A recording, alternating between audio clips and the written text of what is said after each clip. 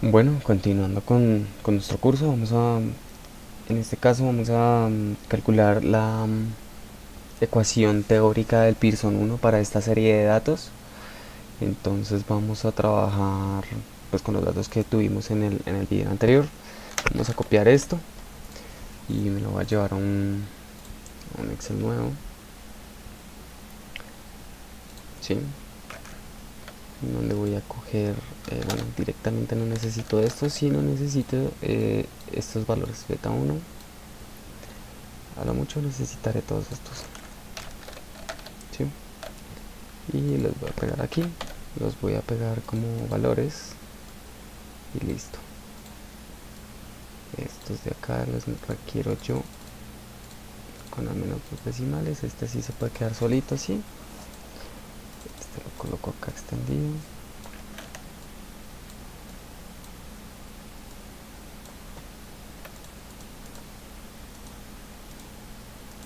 Listo. Entonces ya tenemos todo para trabajar. ¿Qué requiere Pearson 1? Pues requiere que hayamos clasificado en un tipo Pearson 1 y tener todas estas constantes anteriores, ¿sí?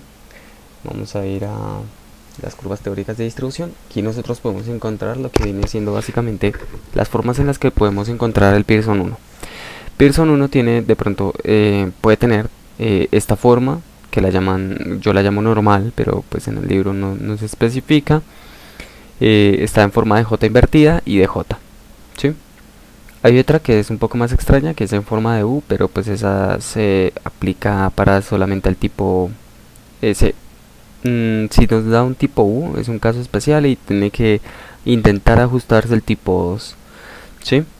Entonces, vamos a proceder a calcular las constantes. Esta es la ecuación que escribiría el Pearson 1, ¿sí? La ecuación teórica de distribución de probabilidad de Pearson 1. Entonces, para eso necesitamos calcular unas constantes, que estas constantes están en términos de beta 1, beta 2. Esta está en términos de mu 2. Y ya, listo. Entonces vamos a calcularla. Vamos acá, vamos a calcular primero a R, luego vamos a calcular A1 más A2, luego vamos a calcular M, bueno, M1, este es M1, este es M2, vamos a calcular A2, vamos a calcular A1 y listo. Esas serían nuestras constantes a calcular. Ahora decimos que yo quiero nombrar... pero no se puede. No se puede. Entonces es 6 por beta 2 menos beta 1 menos 1. Entonces es esto. Es 6 por beta 2 menos beta 1 menos 1 sobre 6 más 3 veces beta 1 menos 2 veces beta 2. 6 más 3 veces beta 1 menos 2 veces beta 2. ¿Sí?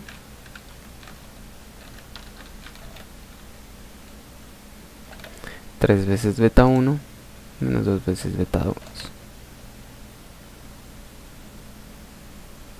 Sí. Ahora calculamos A1 y A2, que básicamente va a ser... Esto va a ser igual a 1/2 de la raíz de mu 2, 0,5 por la raíz de mu 2 por la raíz de beta 1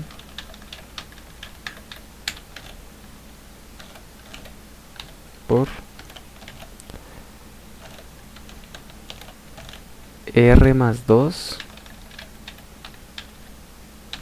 Bueno, R es esta. R más 2 elevado al cuadrado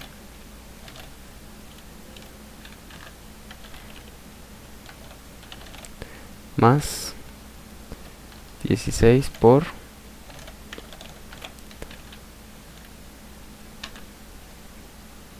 R más 1.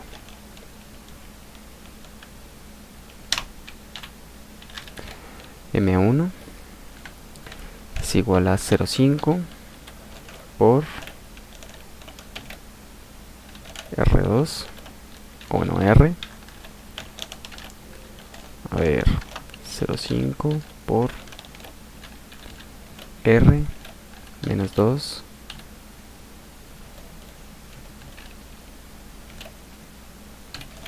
menos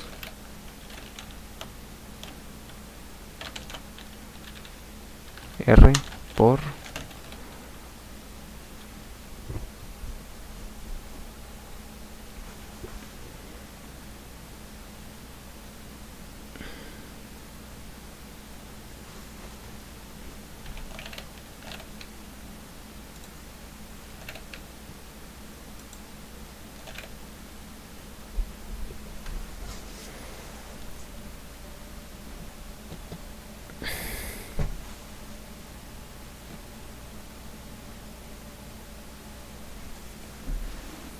R más 2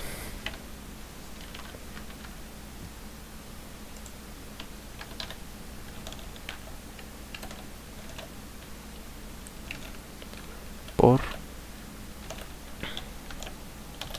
la raíz de beta 1 sobre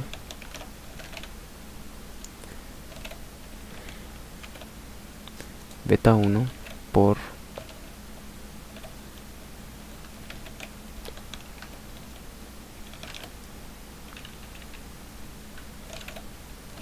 R más 2 elevado al cuadrado más 16 por R más 1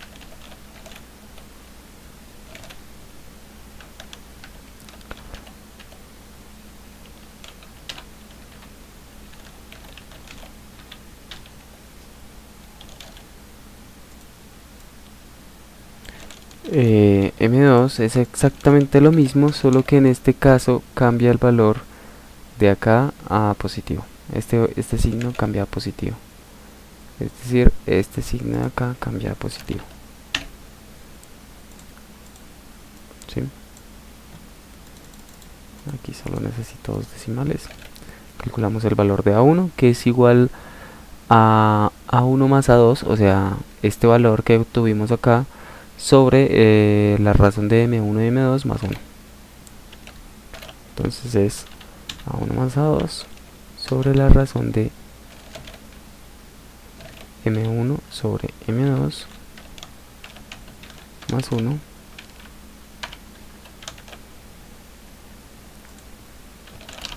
cerramos acá, calculamos a A1, que básicamente es la suma de A1 más A2 menos A2, ¿sí? Menos esto. Listo, obtuvimos nuestras constantes. ¿Qué hay que hacer? Verificar estos condicionales.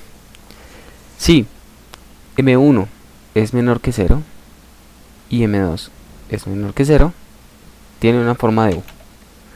M1 es mayor que 0, M2 es mayor que 0, listo, nos libramos de la forma U.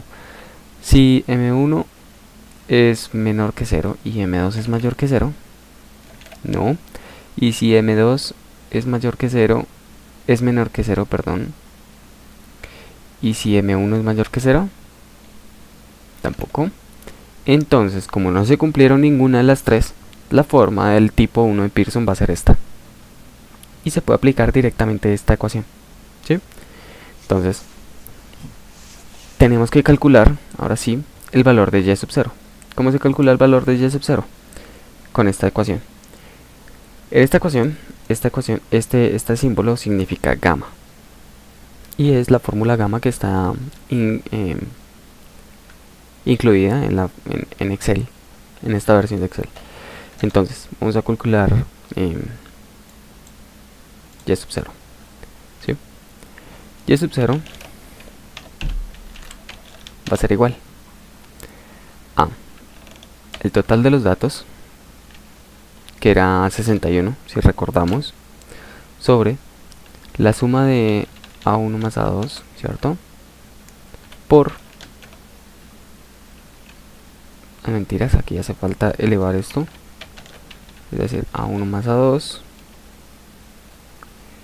elevado a la M1 más M2 más 1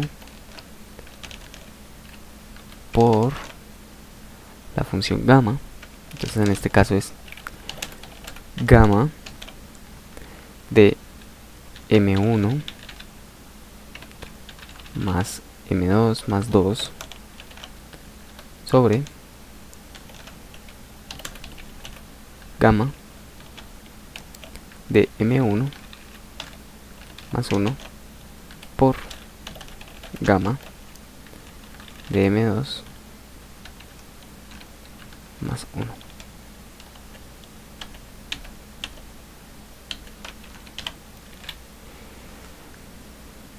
Ay, coloqué mal la función. Bueno, esta se... me confundí. A ver, esta se colocaría en el caso de que dieran alguna de las formas de arriba, es decir, de las dos primeras, de la forma J o de la J invertida. ¿Sí? Este valor de y' se calcularía y se calcularía a partir de esto. ¿Sí?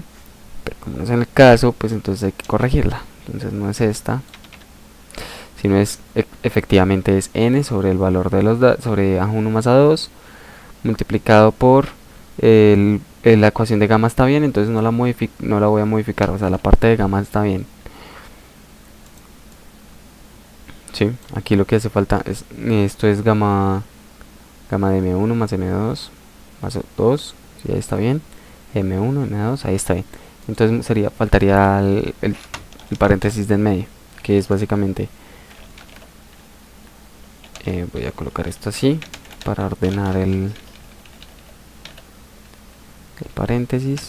Tengo que tener uno, tengo que tener otro, aquí el signo multiplicar, y aquí M1 más 1 elevado a la M1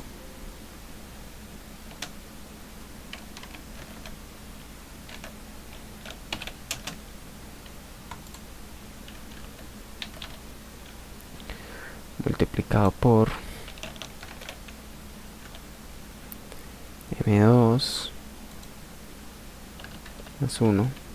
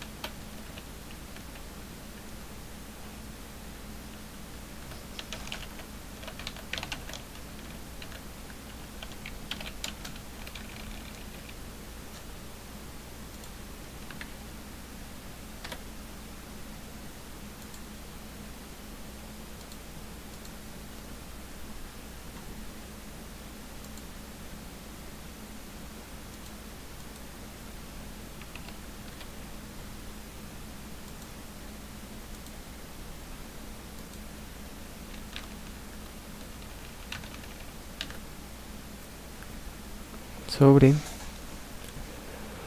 en este caso es la suma de M1 más M2 más 2,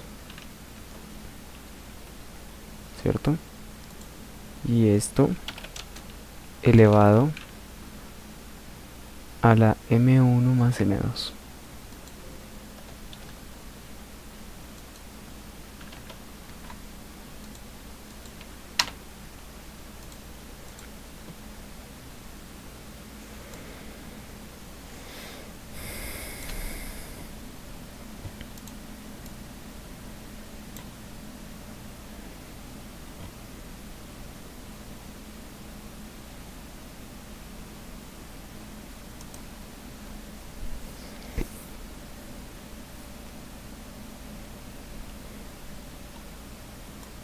Aquí borro esto que no es, básicamente es la corrección de la primera ecuación, que es n sobre a1 más a2, ahí está, por el gamma, la función, esta parte del gamma está bien calculada, entonces no hay problema.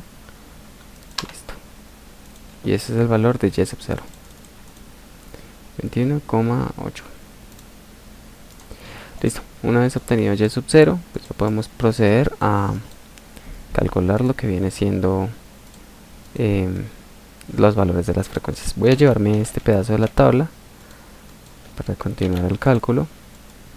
Esto lo voy a llevar como números.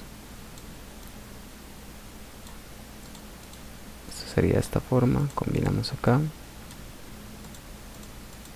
Vamos a llevar esto acá. ¿Sí? Listo.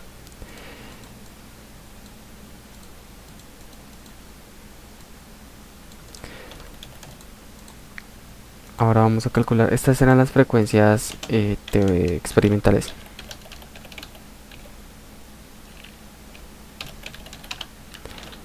¿Sí? Ahora vamos a calcular las frecuencias teóricas.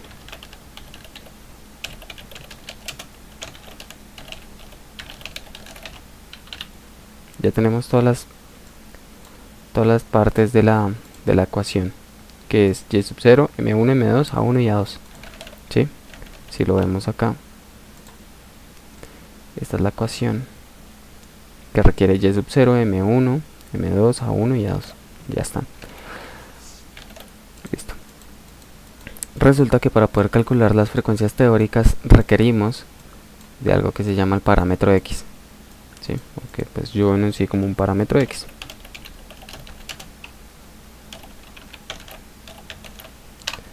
El parámetro x se calcula a partir de la ecuación de una recta. ¿Cómo funciona? A ver. El parámetro x va a tener esta forma, ¿sí? O sea, va a variar en función de esta ecuación, ¿sí? La cual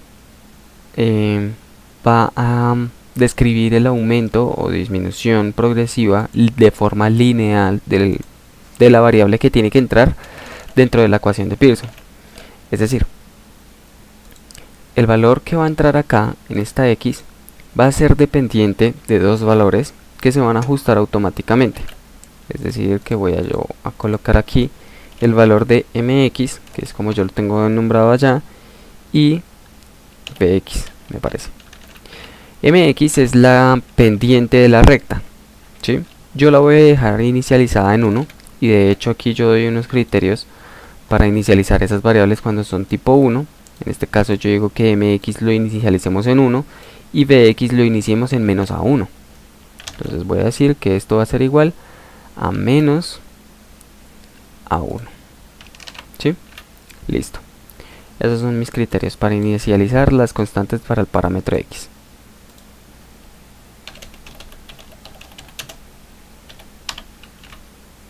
¿Sí? El parámetro x es dependiente de un vector de datos que yo lo llamo como un x mayúscula. Va a ser 0, 1, 2, 3, 4.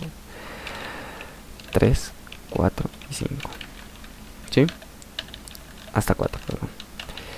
Entonces, ¿por qué se hace de esta forma? Porque sencillamente esto lo que me está dando es el aumento de la variable que va a entrar dentro de la ecuación de la recta. ¿Sí? Esta x no es la misma x que tenemos allá. Esta x, aquí lo tengo dicho, que va de 0 hasta m, que es el total de intervalos que tengamos. Y aquí hago un renombre de variables que, para no confundirnos, m va a ser igual a m sub x y b va a ser igual a b sub x. ¿Sí? Ahora los valores que van a salir de esa función son los valores de x que van a entrar dentro de la función teórica de Pearson. Aquí yo voy a emplear la función generadora del parámetro x. Entonces en este caso es la pendiente mx fija por el valor del vector x mayúscula variable más el punto de corte. ¿Sí? Obtenemos entonces de eje fijo, sí. Obtenemos entonces los valores del parámetro x, ¿sí? Ahora procedo a calcular mediante el sistema de Pearson con la ecuación. ¿Cuál es la ecuación de Pearson 1? Pues es y sub 0 multiplicado por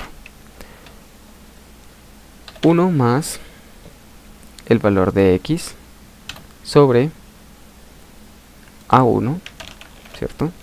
Elevado a la m1.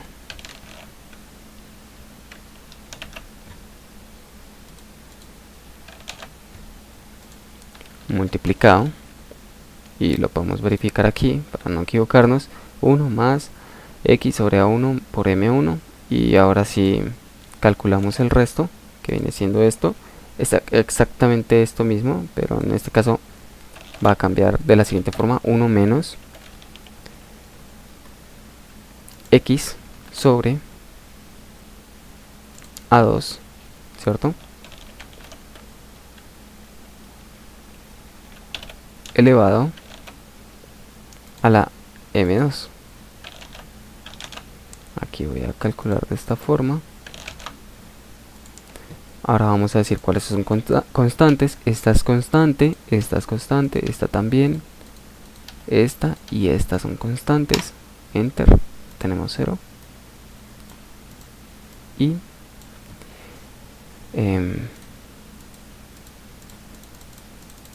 extendemos. Vamos a llevar esto a 0. Vamos a calcular, en este caso no requiero de sumatoria.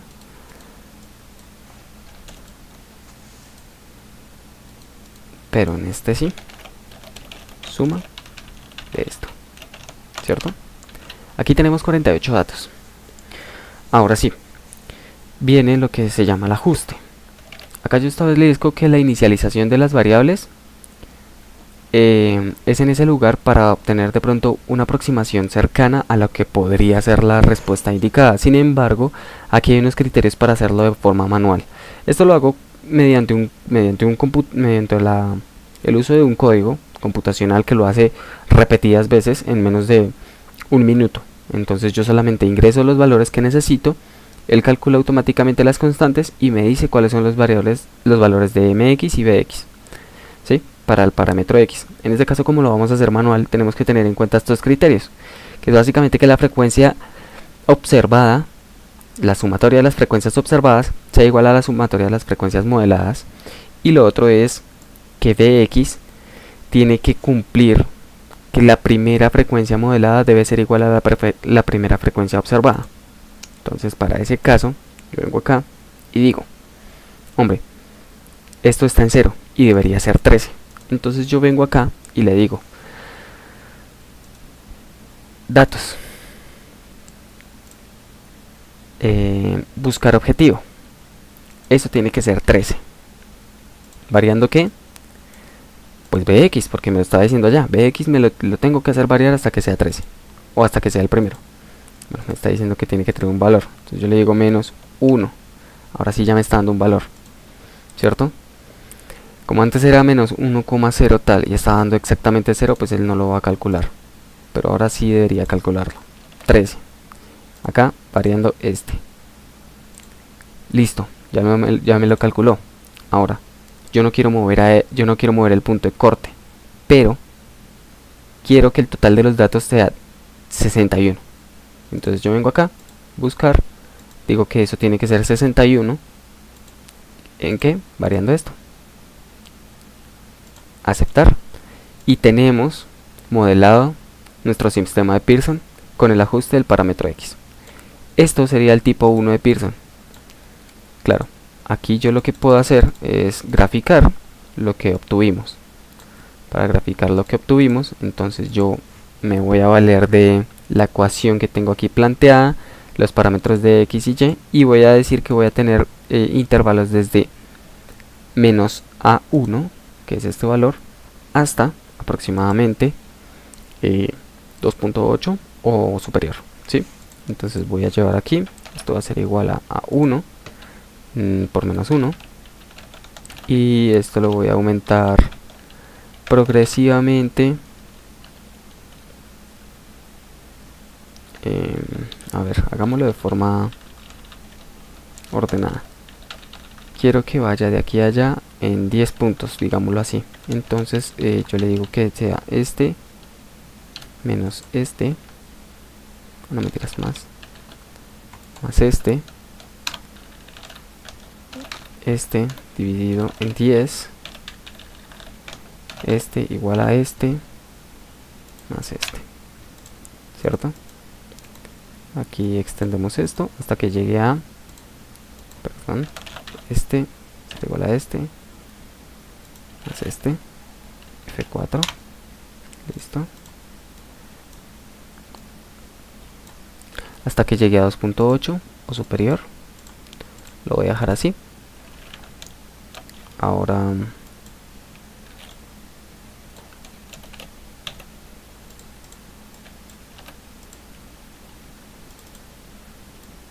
esos son los valores del parámetro X. Es decir, esto sería algo como tener esto acá, ¿sí? Lo que estoy haciendo básicamente en este momento es darle más puntos para saber cuál es la curva real, ¿sí? O sea, cómo quedaría la curva realmente. Voy a copiar la ecuación de Pearson que tenía ya planteada. Va a ser igual a la ecuación de Pearson. En este caso ya no va a ser ese parámetro, sino va a ser este, ¿sí? Esto me da 0, aquí para allá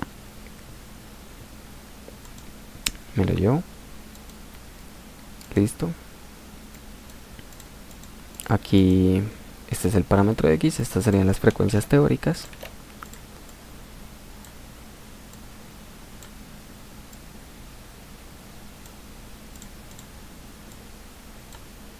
¿Sí? Y puedo proceder a graficar. En la vez pasada habíamos graficado el histograma experimental, ¿sí? Entonces vamos a ponerle aquí junio 13, que es el valor de la serie. Aquí vamos a seleccionar los valores de las frecuencias experimentales, que son estas. Aceptar. Aquí vamos a agregar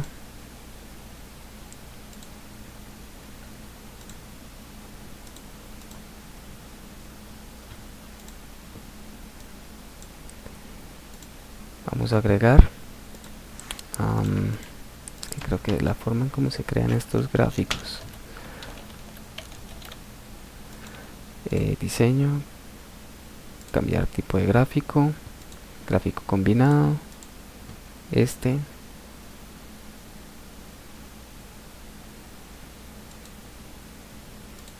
ok, tengo que insertarle los otros valores antes. Tengo que agregar aquí el nombre de esta serie, no lo pienso colocar. Voy a colocar esto,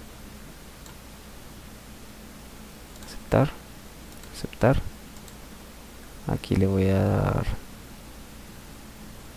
cambiar tipo de gráfico, gráfico combinado. Esta no va a ser así, va a ser una línea.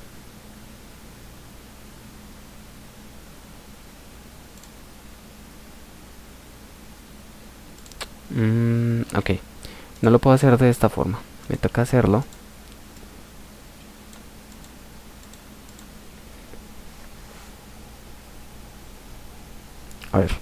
me toca convertir estos intervalos a estos valores. Por lo tanto tengo que establecer tengo que establecer una ecuación que me transforme estos valores o las marcas de clase con las cuales voy a graficar estos valores a los valores del parámetro del ajuste X. Es decir, yo voy a graficar estos dos, insertar, voy a insertar una gráfica con bordes. Este es mi tipo 1, ¿sí? Para la serie en junio 13.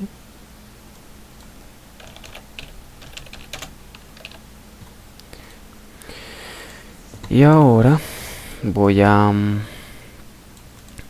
establecer la conversión. ¿Qué es lo que pasa? Ya lo habrán podido notar. Los valores que entran dentro de la ecuación teórica de Pearson 1 no son iguales o no tienen relación con los valores de las marcas de clase.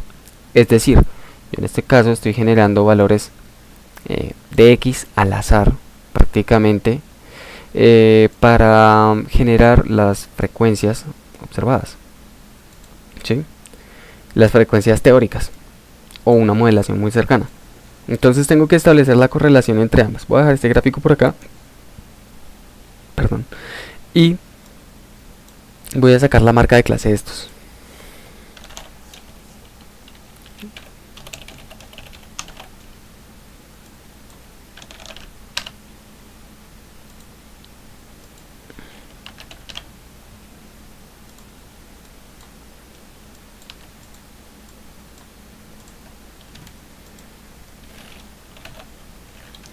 Ahora, estos valores tienen que llevar una relación con estos de acá, ¿sí?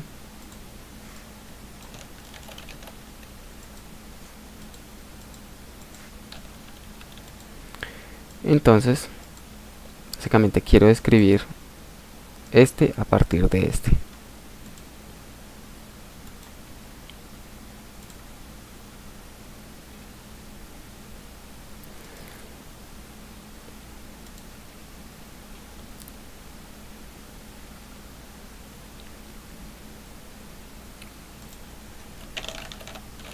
Entonces aquí voy a calcular, no quiero ayuda, aquí voy a calcular la pendiente, ¿sí?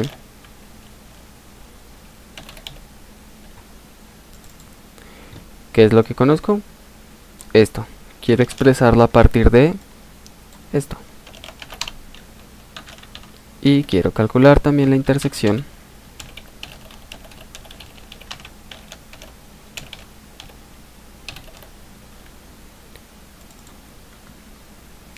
esto es lo que conozco, lo expreso a partir de esto y listo.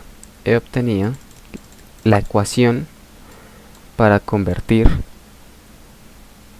de marcas de clase a parámetro X. ¿Sí? Esta ecuación me va a garantizar que si yo tengo una marca de clase y quiero integrar en algún punto de mi gráfico, quiero integrar para conocer la probabilidad, lo voy a hacer usando estos dos elementos que he encontrado en este momento, ¿sí? Estas dos constantes que me ayudan a convertir de marca de clase del intervalo que yo quiera, de un caudal en este caso que estamos trabajando. Si yo quiero conocer, digamos, el intervalo entre un caudal entre 116 y 172, entonces tendría que fácilmente integrar entre 116 y 172, pero antes convirtiendo de marcas de clase a parámetro X.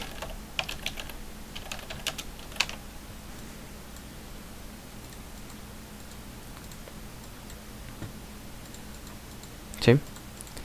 Una vez lo haya convertido, pues puedo básicamente integrar y obtener el valor. Entonces voy a proceder a graficar el histograma. Voy a insertar, seleccionar datos. Aquí voy a agregar otra serie. En este caso es la frecuencia experimental. Los valores de X de la serie los voy a dejar con los valores del parámetro X. Y aquí en los valores de Y vamos a colocar esto. Aquí voy a cambiarle a este el título por las frecuencias teóricas. Listo. Esta es la gráfica de junio 13.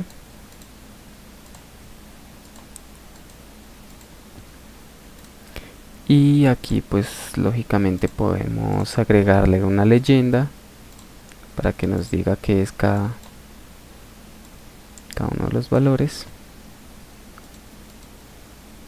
Puedo básicamente borrarle eso porque tiene muchos decimales y no se los quiero, no sé en dónde se modifican en este momento. Ordenamos.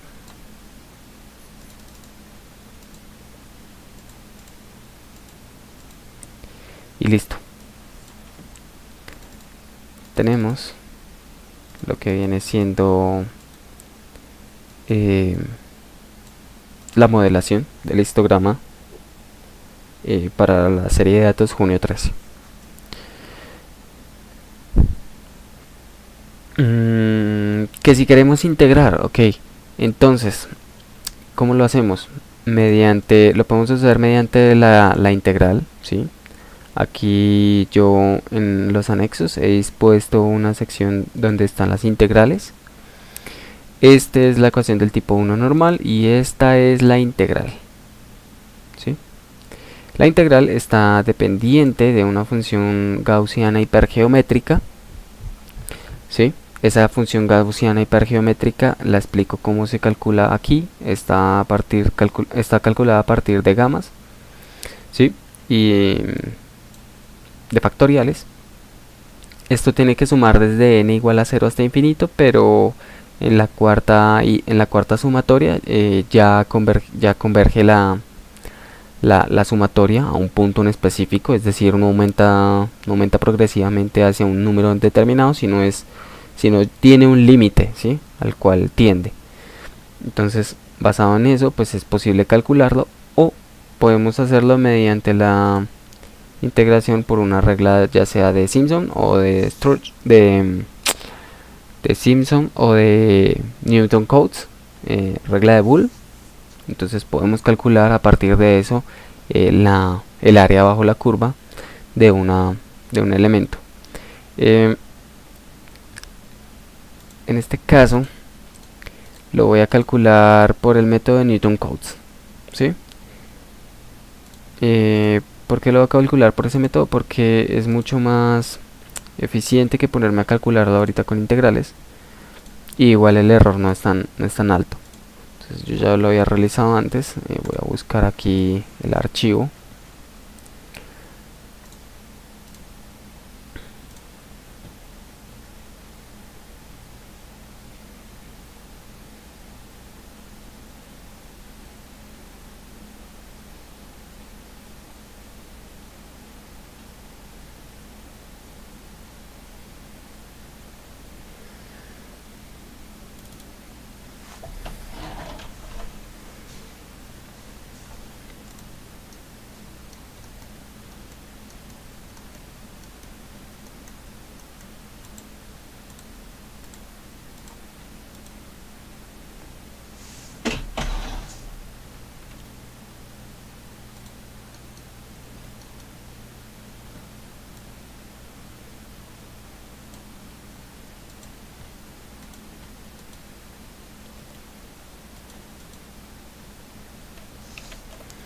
En este caso yo voy a calcular el área de todo este tramo, es decir, desde menos 1,08 hasta 4,36. Aunque yo debería primero, antes de esto, integrar desde este punto hasta este punto, ¿sí? ¿Cómo lo voy a hacer? Pues básicamente convierto este número a un parámetro x. Lo hago mediante la ecuación. Entonces voy a convertir ese valor, que sería este por este más este. ¿Listo? Y convertiría el último valor también, este por este más este. Listo. Esos serían mis límites de integración en este caso, ¿sí? Para hallar el área total. Entonces estos serían mis límites en este punto y en este punto. Y quiero hallar la probabilidad pues de este extremo, digamos desde este punto hasta este punto, ¿sí? Eso es más o menos el primer, segundo, tercer, cuarto intervalo. Le pondría yo 116, es decir, voy a calcular desde 116 hasta 3.3. Entonces aquí sería 116 por la pendiente más la intersección y obtendría el valor, ¿sí? Ya tengo mis límites de integración. Quiero saber el área bajo toda la curva, el área bajo este extremo de la curva, y comparar esas dos áreas y obtendría la probabilidad. Entonces aquí voy a colocar mi intervalo 1, va a ser desde menos 1,2 hasta 3,3, y mi intervalo 2 va a ser igual desde este punto hasta este punto. Y listo.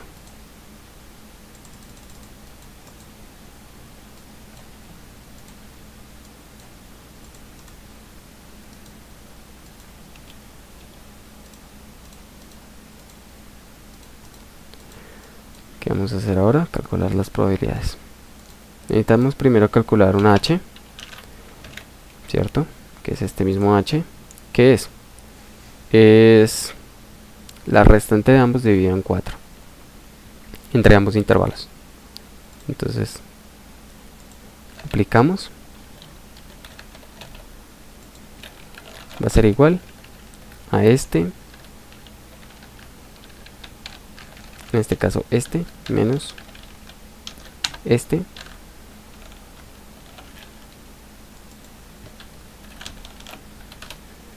sobre 4.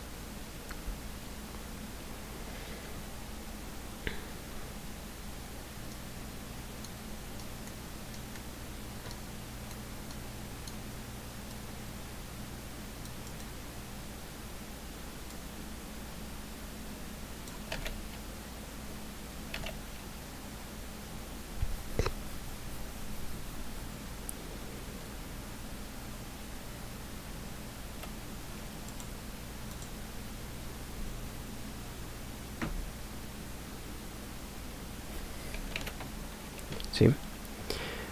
Luego se calcula x sub 0.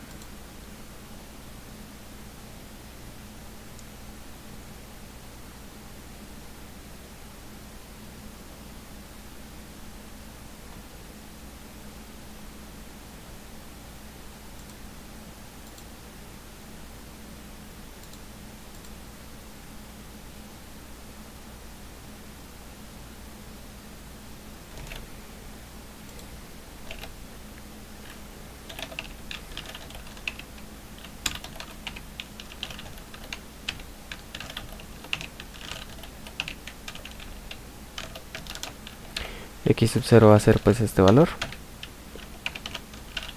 X sub 1 va a ser igual a este más este. X sub 2 va a ser igual a este más este. Que va a ser igual a este más este. Este más este. Llegamos a 3.3. Listo. Ahí iría hasta 4. Y luego de eso hay que calcular f de x en ese punto.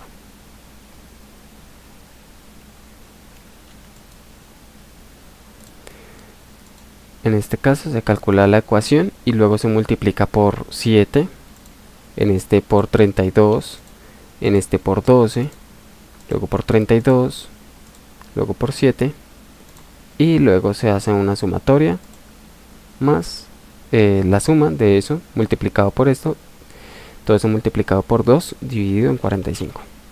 ¿Sí? Procederemos a hacer los cálculos de los y sub ceros. Los voy a calcular directamente aquí abajo para no tener que extenderme. Voy a copiar la ecuación.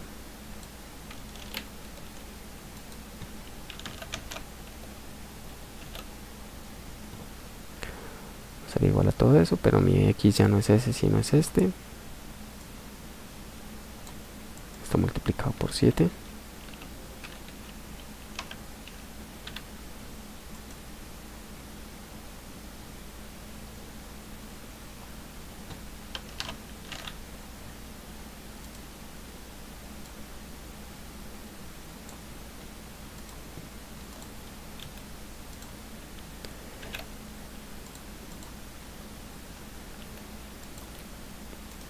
Multiplicado por 32.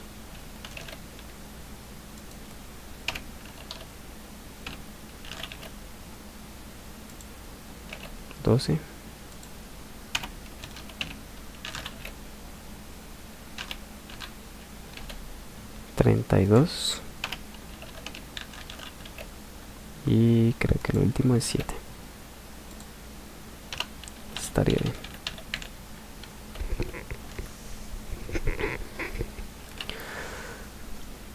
Acá pues resulta que no podemos tener menos 1,2 porque el valor de A1 es de 1,08 y es el valor que lo determina para su integración. Entonces tenemos que iniciar obligatoriamente en menos 1,08. ¿Sí? Es el valor que lo determina.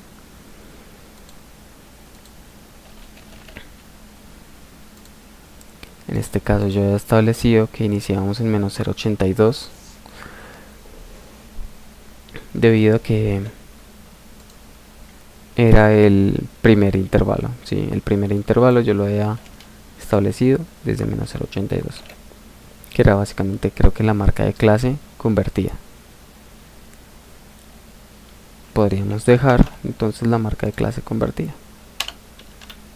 ¿Sí? Igual no habría una diferencia notable.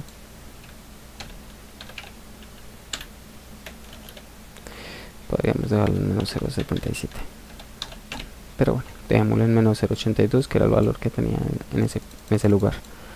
Lo ideal es que sea un valor cercano al valor en el cual se supone inicia. ¿Sí? Es más, lo voy a dejar, para este ejemplo lo voy a dejar aquí en 0. Ahora vamos a calcular el área.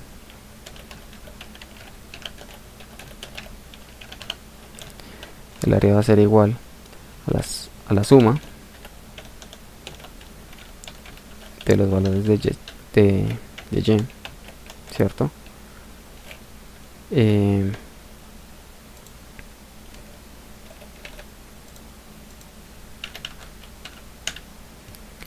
Multiplicado por h multiplicado por 2 sobre 45 por h por 2 sobre 45. Esa sería nuestra área bajo la curva, ¿cierto?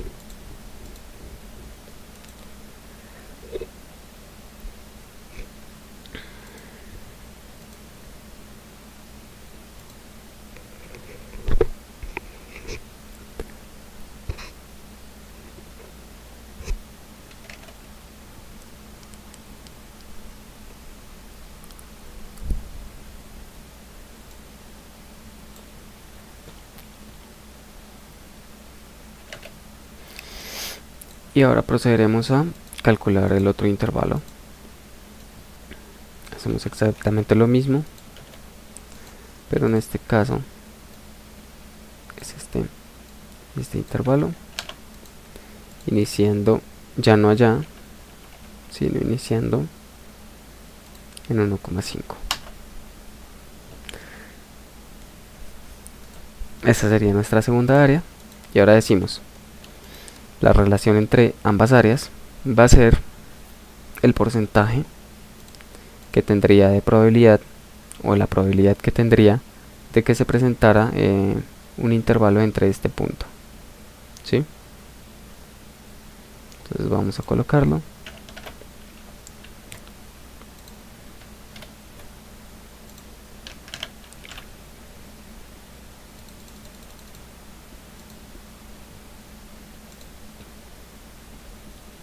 Sería el 19% para el caso en que se presente un caudal entre 116 a 172 metros cúbicos por segundo. Esa sería la probabilidad para ese caudal.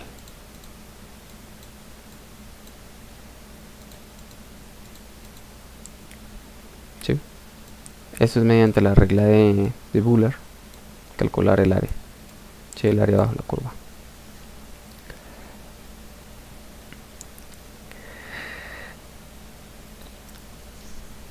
Veamos que Nosotros podemos también en el eje de las horizontales colocar los valores convertidos de cada uno de estos valores a valores de intervalo, ¿sí?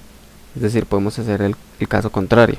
Podemos transformar del parámetro de x al valor de los valores de x para poder dejar un gráfico que nos describa directamente todo esto y la integral que acabamos de resolver.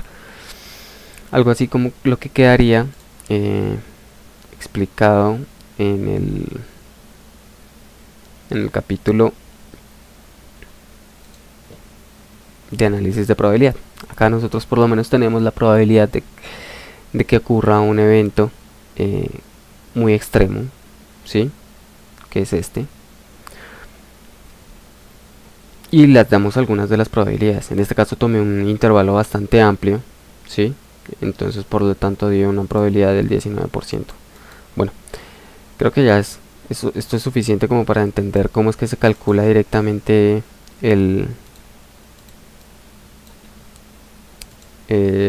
la probabilidad y cómo se calcula la ecuación de Pearson 1.